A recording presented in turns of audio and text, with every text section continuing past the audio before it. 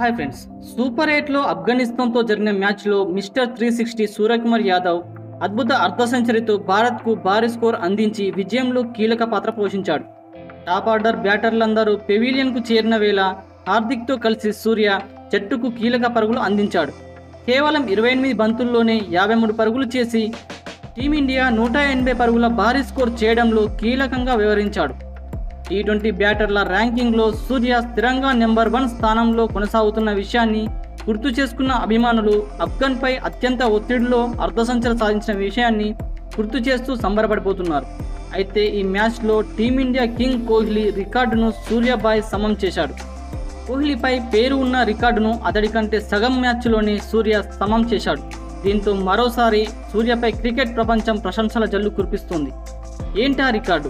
T20 ప్రపంచ cup 2024 super 8లో ఆఫ్ఘనిస్తాన్తో జరిగిన మ్యాచ్లో మిస్టర్ 360 సూర్యకుమార్ యాదవ్ అద్భుతమైన అర్ధ సెంచరీని సాధించి తాను ఎందుకు నెంబర్ 1 టీ20 బ్యాటర్లో మరోసారి ప్రపంచానికి చాటి చెప్పాడు.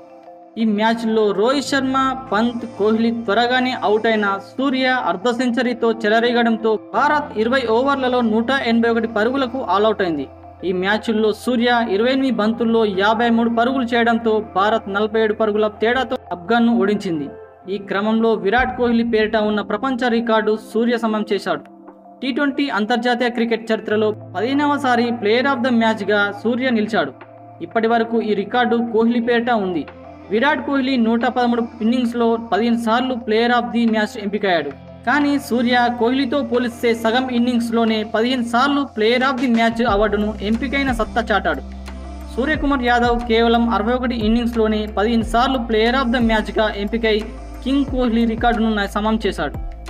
ఆఫ్ఘన్తో మ్యాచ్ గెలిచిన అనంతరం సూర్య కీలక వ్యాఖ్యలు చేశాడు.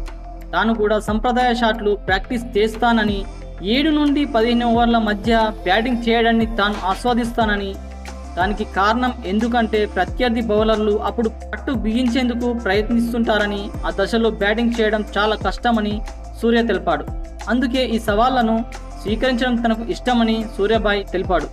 కోహ్లీ అవుట్ అయిన తర్వాత దూకుడుగా ఆడాలని నిర్ణయించుకున్నానని సూర్య తెలిపాడు. ఫ్రెండ్స్, ఈ విషయంపై మీరేమనుకుంటున్నారో కామెంట్ బాక్స్లో కామెంట్ చేయండి. అలానే వీడియోని లైక్ చేసి సబ్స్క్రైబ్ చేసుకోవడం మర్చిపోకండి. Thank you friends.